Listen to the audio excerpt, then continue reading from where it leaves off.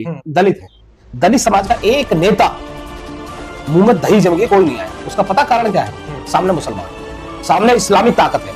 अगर यही मामला किसी हिंदू के द्वारा घटित हुआ होता तो आज सड़कों पे गाजियाबाद में पूरा बवाल होता, लौनी से लेके और इधर लालपुर। इस बात नहीं मानता। भाजपा ने जितना सहयोग और जितना समर्थन मुसलमानों को किया है शायद किसी पार्टी ने किया हो।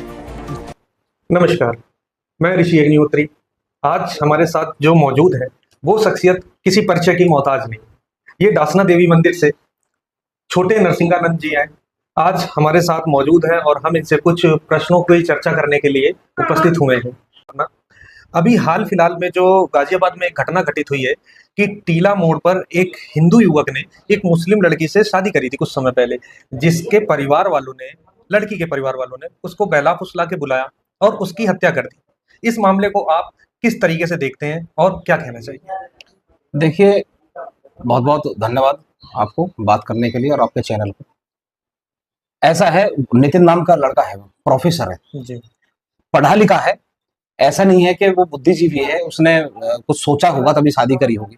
खैर, हालांकि मैं इस बात को आगे बताऊंगा कि शादी ठीक थी या गलत थी, लेकिन ठीक है, उसने शादी करी। पाणी ग्रहण कहते हैं हमारे यहाँ इसे। हमारे यहाँ एक वैवाहिक 16वां संस्कार है सनातन में। लेकिन ये जो इस्लाम है, इस्लाम वाले इन बातों को नहीं मानते हैं। वहां आप लगातार देख रहे हो लड़कियों के साथ लव जिहाद हो रहा है। लव जिहाद में लव जैसी कोई चीज होती ही नहीं है। लेकिन जो हमारे लड़के हैं वो वास्तव में लव करके बैठ जाते हैं।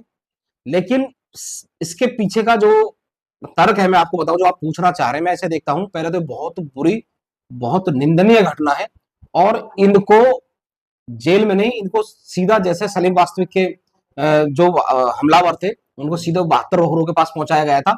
इनको बिल्कुल मेरा योगी जी से और गाजियाबाद प्रशासन से अनुरोध है, इनको भी वही पहुंचाना चाहिए। जो इस्लाम वाले हैं, इस्लाम को मानने वाले हैं, वो इन बातों पे बिल्कुल भी जो है विश्वास नहीं करते।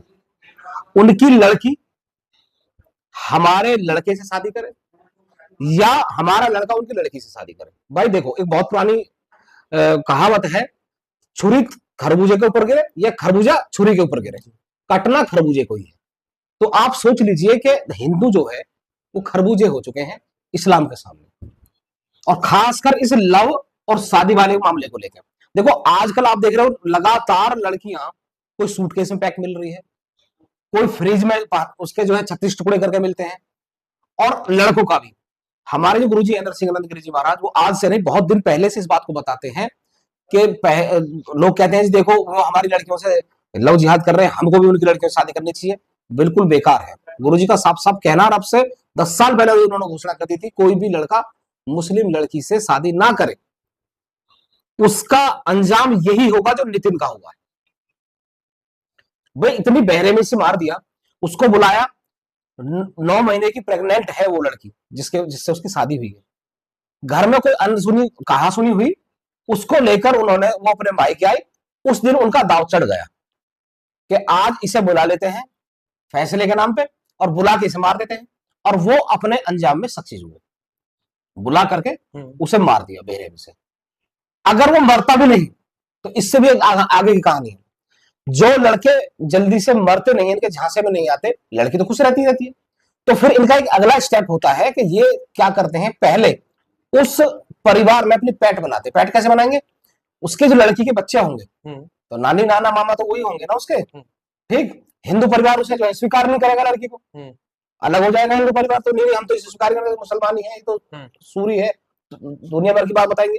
जब परिवार स्वीकार नहीं करेगा तो ऐसे में लड़का क्या करेगा, उसके परिवार वालों को आने जाने देगा। धीरे धीरे जब वो आए जाएंगे ना, उनका सारा प्रकोप इस्लामिक होगा। तो क्या हुआ, एक लड़की आई, वो आपके लड़के को और उसके जो संतान है, चाहे वो लड़कियां हैं चाहे लड़के हैं, सबको लेके वापस इस्लाम में लेके चले गए। अंततः उसकी सारी संपत्ति को हड़प कर लिया जाता है और उसका बाद में कत्ल कर दिया जाता है। नितिन की हत्या बहुत पहले हो गई, लेकिन अंजाम यही होने वाला था, क्योंकि इस बात को हमारे लड़के समझते नहीं है। वो प्यार में अंधे हो जाते हैं कि जी हम तो सनातनी हैं, हम तो पाणी ग्रह संस्कार से लाए हैं अपने घर में लड़की को और हम बहुत खुश रखेंगे। लेकिन वो उसका जो अंजाम है वो यही होता है ये मेरे गांव की भी एक घटना है, मैं नाम लेना नहीं चाहता। ये हमेशा से इनके इस मामले में ऐसा ही होता है। ऐसी घटनाएं जो है आज के समय में आमतौर पे देखी जा रही हैं। गाजियाबाद का, चाहे आप विजयनगर का शहर, विजयनगर की जगह ले लीजिए, चाहे ये आपका टीला मोड़ हो। अभी हाल फिलहाल में एक घटना और घटित हुई थी जिसमें विजयनगर में भी यही मामला हुआ था। तो वो भाग गया, पुलिस ने टाइगर को उखाड़ लिया उसका। हाँ वो फरार है जिहादी जो है। जी। लेकिन पुलिस अपना ठीक है, मिलेगा तो ठीक है, नहीं तो आय बाय करती रहेगी। और मैं एक बात और मैं आपको बताना चाहता हूँ पंडित जी, जो विजयनगर वाली लड़की है वो भी दलित है, हाँ बिल्कुल। ठीक है। और जो लड़का खत्म हुआ है नितिन, हाँ। ये भी दलित है। अच्छा, मेरा अब ये हाँ जी, इसमें सवाल ये है कि जैसे दलित समाज से ये दोनों व्यक्ति आ रहे हैं हाँ और आप देख रहे हो कि चंद्रशेखर रावण जो है ये बार बार मतलब और कोई मुद्दा होता है तो तुरंत खड़े होकर बोलने लगते हैं और सरकार पे निशाना साधने लगते हैं, लेकिन इस मुद्दे पर ना तो कोई उनकी तरफ से टिप्पणियां आई, ना ही उन्होंने कुछ बोला। देखो, एक रावण नहीं है, बहुत सारे दलित नेता हैं जो अपनी राजनीति चमकाने के लिए आ जाते हैं। तो मैं इसी सवाल मैं खुद ही आपको पहले ही जवाब देने वाला था, क्योंकि दोनों बच्चे, ये नितिन भी और वो लड़की भी दलित है। दलित समाज का एक नेता मुंह में दही जम गई, कोई नहीं आया। उसका पता कारण क्या है? सामने मुसलमान है, सामने इस्लामिक ताकत है। अगर यही मामला किसी हिंदू के द्वारा घटित हुआ होता तो आज सड़कों पे गाजियाबाद में पूरा बवाल होता, लौनी से लेके और इधर लालकुआ तक। मतलब लौनी से लालकुआ तक लगभग पूरा गाजियाबाद सिमट जाता है इसमें, जो प्राइम एरिया है गाजियाबाद का। लेकिन एक भी दलित नेता बोला नहीं। रावण तो अपना पता नहीं कौन सी लंका में जाके छुपा हुआ है, अब नहीं आएगा। वैसे आपने उसका ड्रामे देखा होंगे, पुल कूदेगा, दीवार कूदेगा, ये कूदेगा, मतलब उसे अपनी गरिमा की भी नहीं पता। यार उसका वो राजा, मैं इस लफड़े में नहीं पड़ता, वो राजनीतिक व्यक्ति है, कुछ भी करे, अपनी राजनीति उसकी सही चल रही है। कहीं ना कहीं आपका कहना ये है कि ये जो मुसलमान है, जो ये चंद्रशेखर रावण का एक तरीके का वोट बैंक है, इस वजह से जो है ये चुप रहते हैं और चुप्पी साध रखी है इन्होंने। देखो, ये चंद्रशेखर रावण हो या दूसरे दलित नेता हो, ये अपनी गलतफहमी निकाल ले। मुसलमान किसी का वोट बैंकर नहीं है। मुसलमान केवल वोट वहां करता है जो देखता है कि मुझे हराना कौन है। अभी तक उनकी टारगेट थी भाजपा, कि भाजपा को हराना है। लेकिन मैं इस बात नहीं मानता, भाजपा ने जितना सहयोग और जितना समर्थन मुसलमानों को किया है, शायद ही किसी पार्टी ने किया हो। सब कुछ भाजपा ने मुसलमानों को दे दिया, लेकिन वो आज तक भाजपा के नहीं हुए। लेकिन मुसलमानों का तो कहना ये है कि भाजपा ने तो कुछ किया ही नहीं है। मुसलमानों को तो ये क्या ना किया मुसलमानों के लिए। उनका कहना है कि ना तो हमें राशन मिल रहा है, ना ही हमें लाइनों पे खड़ा कर दिया है, और इस सरकार में हमको प्रताड़ित किया जा रहा है। देखिए, ये सिर्फ उनके राजनीतिक स्टैंड है।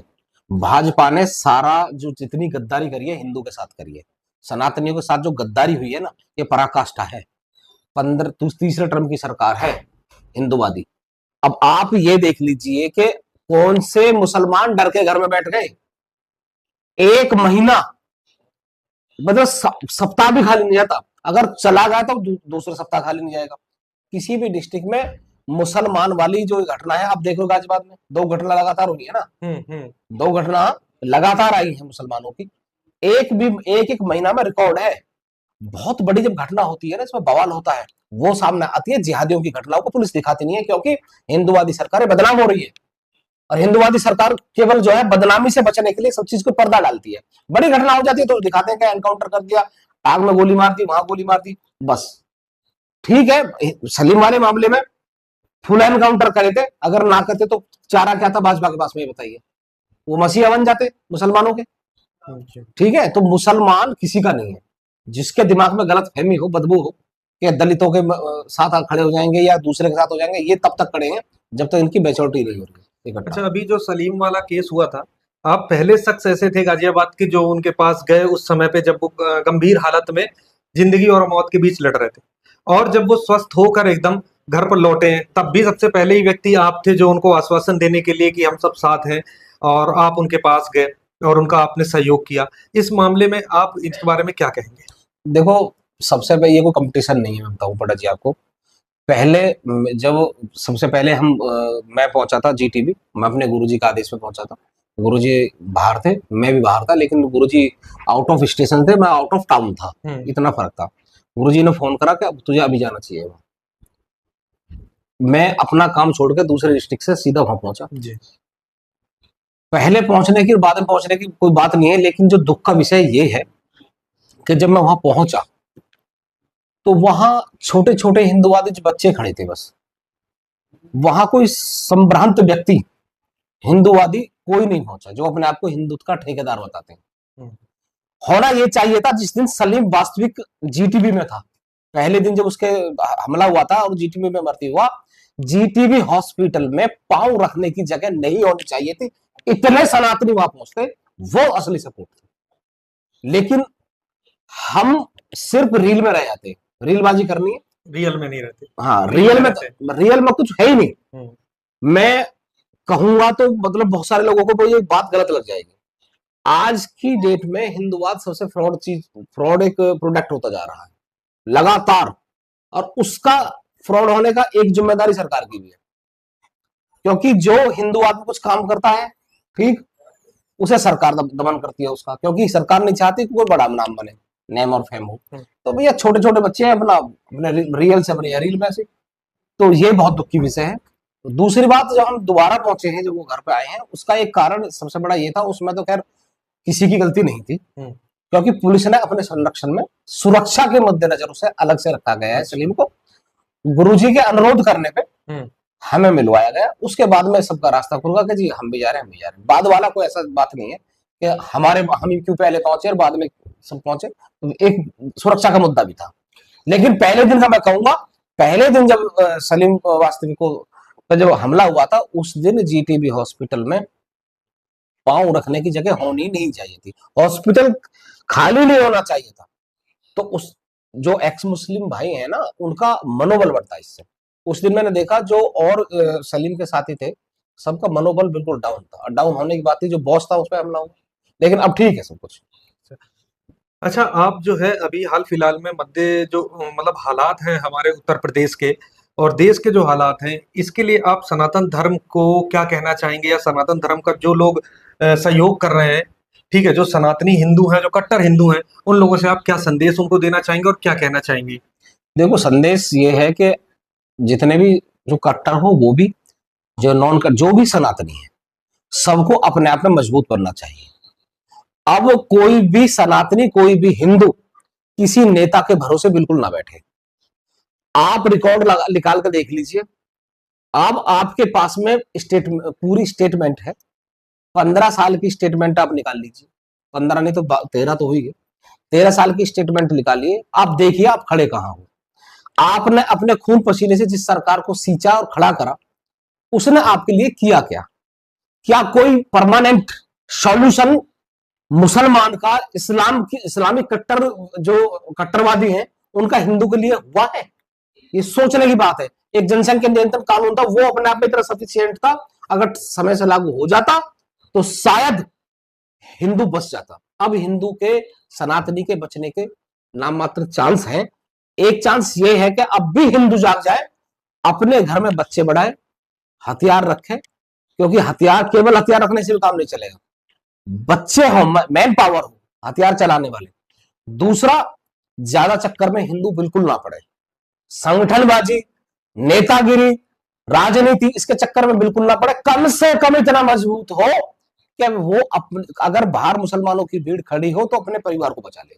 वो 10 आदमी की ठेका ना ले कि मैं हेल्पलाइन चला रहा हूँ, हिंदू हेल्पलाइन, बहुत सारे लड़के देखे ना, हिंदू हेल्पलाइन चला रहे हैं, हम फोन करो हम ऐसे बचा लेंगे, हम गौ माता बचा लेंगे, हम ये बचा लेंगे। कुछ भी मत बचाओ अपना। अब इस हमारे अस्तित्व में बात है, हमारे परिवारों पर बात आ गई है। कहीं ना कहीं आपका कहना है कि हिंदू जो है शास्त्र के साथ साथ शस्त्र भी उठाए, इस समय शस्त्र उठाने की जरूरत है। और अभी मैं दोबारा से आपकी बात में जाता हूं कि मुसलमानों के लिए क्या नहीं किया और हिंदू के लिए क्या किया। हिंदू के लिए किया है सरकार ने, बहुत अच्छा किया है। एक यूजीसी जो यूनिवर्सिटी वाला एक्ट लाई है सरकार, हाँ, ये ऐसा एक्ट और ला दिया। पहले तो एससी एक्ट में अमेंडमेंट किया था मोदी जी ने, जो कि मायावती ने, खुद बहन मायावती ने उसको सॉफ्ट किया था कि उसके झूठे मुकदमे दर्ज हो रहे थे अपनी सरकार के चलते। लेकिन मोदी जी आए, उसमें अमेंडमेंट करा कि जांच करने की जरूरत नहीं, जेल भेज दो। पहले तो हिंदू उससे मरा, अब रही बची कसर भाई यूजीसी लाके कर दिए।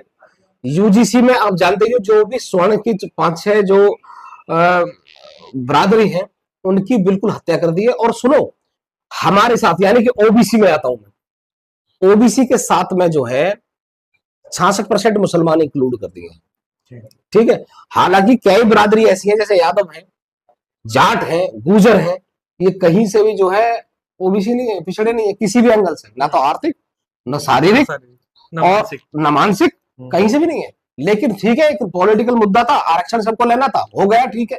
लेकिन अब जो सरकार ने किया है वो ऐसा कर दिया है पंडित जी, मैं समझ रहा हूं सारी बात को कि भाई ये गलत है, मेरा लड़का आपके लड़के पे मुकदमा कर दे, क्योंकि जब वो बच्चा कॉलेज में होगा, यूनिवर्सिटी में होगा, तो बालिग होगा, और बालिग होने के उसके सारे राइट्स उसके पास होंगे, ना माने मेरा कहना, और उसने एक बार शिकायत कर दी तो आपके लड़के की जिंदगी खराब। अब आप ये बताइए, आप मुसलमान से लड़ोगे पहले हमसे लड़ोगे? पहले हमारा तुम्हारा जोत बजेगा, उसका जो 66% ओबीसी में जो थोप दिए हैं ना, वो मजे लेंगे, फिर बाद में हमें मारेंगे, तुम्हें मारेंगे। तो हिंदू तो बेसिक खत्म कर दिया है। अब हिंदू को खुद समझदारी से काम लेना है, किसी राजनीतिक और किसी संगठनबाजी के चक्कर में बिल्कुल ना पड़े। मैं 10 संगठन को और कह रहा हूं भाई, ये संगठनबाजी भी हिंदू का नाश ले गई है। अभी शहर में एक कंकर उठा के मारो, वो या तो हिंदूवादी किसी राष्ट्र अध्यक्ष को लगेगी, ये राष्ट्र महामंत्री को लगेगी, अन्य आदमी को नहीं लगेगी। सब 2-2 3 आदमी का संगठन बनाए घूम रहे, मेरी ये सेना, मेरी फला सेना। अरे जब तुम्हारी इतनी सेना है तो फिर हिंदू बच क्यों नहीं रहा, ये बताइए आप। तो मेरा सबसे यही संदेश है भाई, अपने आप को मजबूत करो, किसी चक्कर मत पड़ो, कम से कम अपने शरीर से, अपने जो है बाहुबल से इतने मजबूत जरूर हो जाओ कि आप ये सोच के कि मेरे घर के बाहर जब मुसलमानों की भीड़ होगी, मैं अपने परिवार के लिए क्या करूंगा। बस फालतू की नहीं, 10 आदमी का ठेका मत लो, पहले अपने को बचाओ, पहले अपने आप सक्षम हो, जब पड़ोसी के बारे में सोचो, पड़ोसी को अवेयर करो, सब अवेयर है, सब जागे हुए। हिंदू को जगाने की बिल्कुल आवश्यकता है नहीं।